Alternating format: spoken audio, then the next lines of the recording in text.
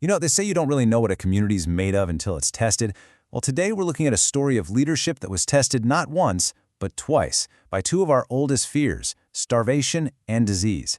We're going to see how this young nation faced these two massive calamities back to back, and what we can all learn from their time in the Crucible. It all started with a drought. But this wasn't just any drought. It was so severe, so completely consuming, that the wind would whip up the dust and make the entire landscape look like it was covered in ashes. This wasn't just a tough time, this was an existential threat. They called it the year of ar-Ramadah, the year of ashes. So, we're in the 18th year after the Hijrah, the migration to Medina, and a devastating famine has the entire Arabian Peninsula in its grip. The rains have just stopped, crops are failing, livestock are dying, and the survival of everyone now rests on the shoulders of their leader, the Caliph Umar ibn al-Khattab. Okay, now this is where the response gets absolutely incredible. Umar didn't just hand out some food. He created what was basically a logistical masterpiece. He organized these huge caravans to bring grain from more fertile lands like Egypt and Syria. And right there in Medina, you had these massive cooking pots, with skilled workers cooking around the clock, from the dawn prayer all the way until nightfall, just to make sure that not a single person went hungry. This wasn't just charity. It was systematic, centralized crisis management on a scale they'd never seen. And this quote right here, it just says it all about his personal commitment. Umar actually took an oath that he wouldn't taste any fine foods, no butter, no milk, no meat, until the people had been fed. This quote shows his radical sense of responsibility. He was literally ready to take people from households with no food and move them in with families who did, making sure everyone shared the burden together until the crisis was over. But here's the thing. For Umar, leadership wasn't just about organizing food caravans and earthly solutions. He saw this whole crisis in two dimensions. There was the physical challenge, and then there was the spiritual one. And he believed that to get real relief, you had to address both. So you see, he viewed the famine as a kind of spiritual wake-up call for everyone. He got up and spoke to the people, not like a politician, but like one of them, saying things like, "I am being tested by means of you, and you are being tested by means of me." He called for the whole community to repent together because he believed that these kinds of calamities happen because of our wrongdoings and they're lifted through forgiveness.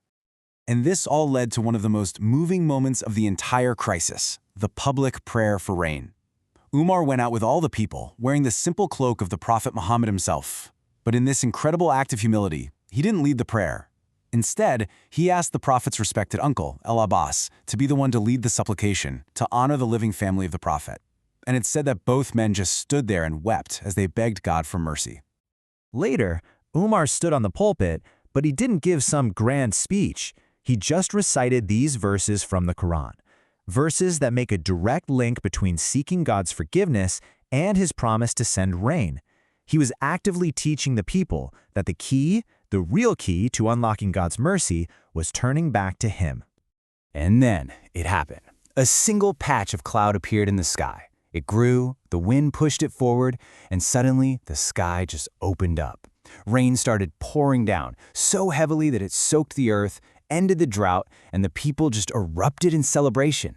You see, the connection between their actions, both the practical logistics and the spiritual turning, and their salvation was just undeniable.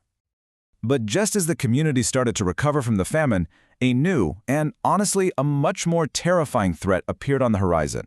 Coming from Syria. This was a crisis you couldn't solve with grain caravans. This was the plague. It was named after the town where it first broke out, Amwas. This plague was swift, it was deadly, and it hit the Muslim armies stationed in Syria hard.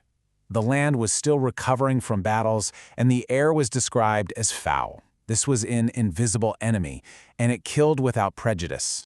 The new governor in Syria, a very pragmatic man named Umar ibn al-As, he understood this. He told the people, "This disease, it spreads like wildfire, so you have to escape from it in the mountains." See, unlike a famine where you bring people together for aid, the only defense against the plague was to disperse. So he led them out of the infected lowlands and up into the fresh, clean air of the highlands until the worst of it passed. But before Umar took over, there were other leaders who faced that plague head-on. They refused to abandon their people, and their stories, they show a completely different kind of courage. Not the courage of a strategic retreat, but of just unwavering duty. Back in Medina, Umar heard about the plague and became terrified for his governor in Syria, who was also a dear friend, Abu Ubaydah. So he writes him this urgent letter, basically making up a reason to call him back to Medina, anything to get him out of the plague zone. It was a desperate attempt to save his friend's life. But Abu Ubaydah, he knew exactly what Umar was doing, and his reply is just a masterclass in selfless leadership. He refused to abandon his post. He refused to seek safety for himself while his people were suffering. When Umar read that letter back in Medina, he just broke down and cried, because he knew exactly what it meant. Abu Ubaydah had chosen to stay. And eventually, Abu Ubaydah did die from the plague. At his funeral, his successor, a man named Umar ibn Jabal, didn't give a normal eulogy. Instead, he defined his friend's entire character by reciting these verses from the Quran, verses that describe the ideal servants of God. By choosing to stay, Abu Ubaydah had lived these ideals: humility, gentleness, balance. This wasn't just what he did, it was who he was. But the plague wasn't done. It soon struck Mu'adh's own son. And as his son was lying there, dying, he looked up at his father and recited this verse.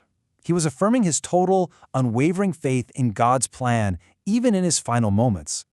And Mu'adh, heartbroken but steady, replied with another verse from the Quran, the very same words the prophet Ismail spoke to his father Ibrahim. He was promising his son that he would endure this with patience, with sabr. It was this incredible moment of shared strength, drawn directly from their faith. Well, shortly after that, Mu'adh himself got sick, and as he felt his own death approaching, he didn't despair. Instead, he said these unbelievable words. He saw death not as an enemy to be feared, but as a visitor, arriving at exactly the right time, as a welcome release and a return to his Lord.